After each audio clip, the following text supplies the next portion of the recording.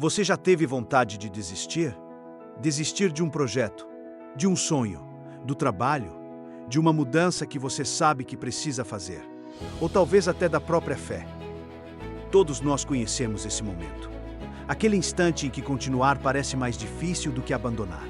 E existe uma virtude especialmente para esses momentos. Ela se chama fortaleza. Talvez você pense que ser forte é não sentir medo, mas não é. A pessoa forte também sente medo, também se cansa, também chora, também pensa em desistir.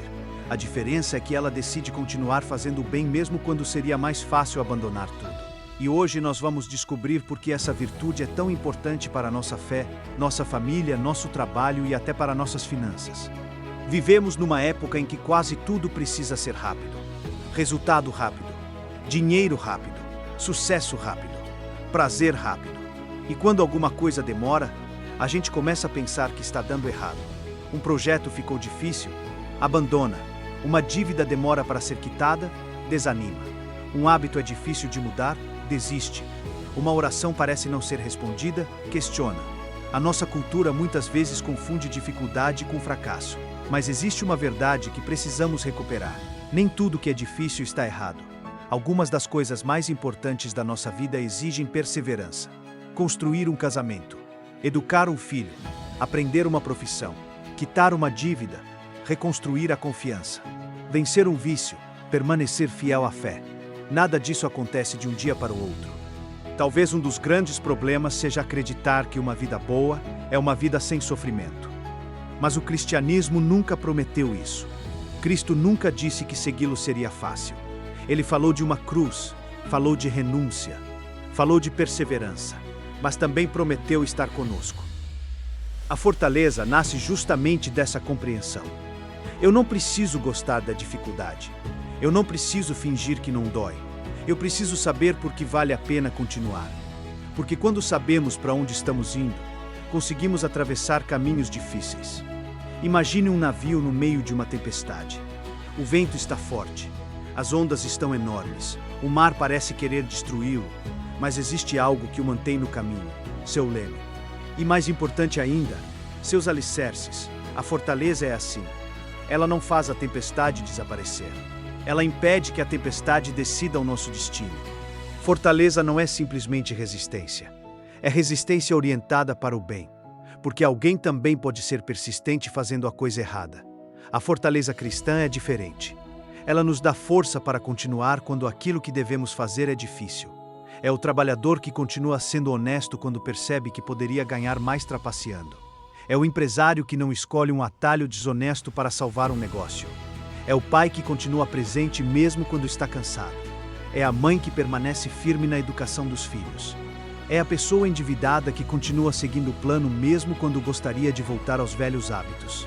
É o cristão que continua rezando mesmo durante um período de aridez espiritual. Perceba, a fortaleza aparece justamente quando desistir seria mais fácil. Talvez você nunca tenha pensado nisso, mas sair de uma situação financeira difícil exige fortaleza.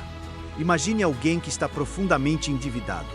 Ele decide mudar, cancela gastos desnecessários, começa a fazer orçamento, negocia as dívidas, passa a controlar os impulsos.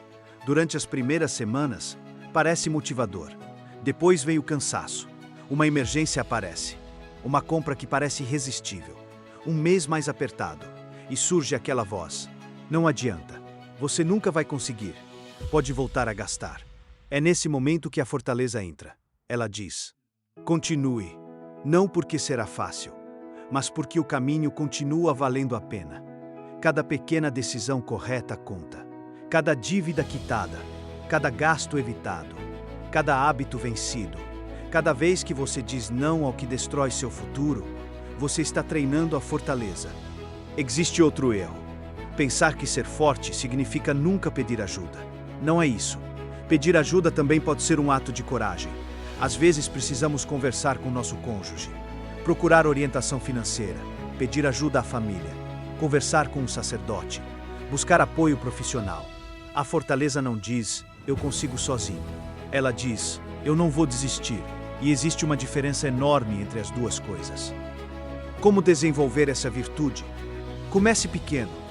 Escolha uma coisa que você sabe que precisa fazer mas está adiando. Talvez uma conversa difícil, uma dívida, um hábito, uma responsabilidade, uma decisão. E dê o próximo passo. Não tente vencer a vida inteira hoje. Vença o dia de hoje. Amanhã você enfrenta o amanhã. É assim que a fortaleza cresce. Não em grandes discursos, mas em pequenas decisões repetidas. Todos nós teremos tempestades. A pergunta não é: como faço para nunca sofrer? A pergunta é: quem eu vou ser quando a tempestade chegar? Porque a fortaleza não elimina o medo. Ela impede que o medo governe nossas escolhas.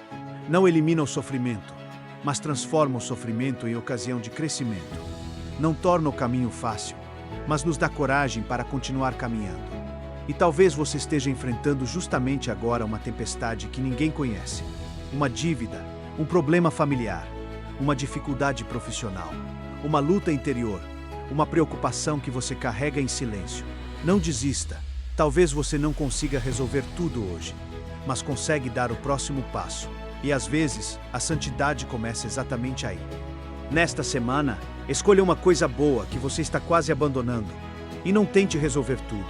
Dê apenas o próximo passo. Pague uma parte da dívida. Tenha aquela conversa. Volte a rezar. Retome aquele projeto.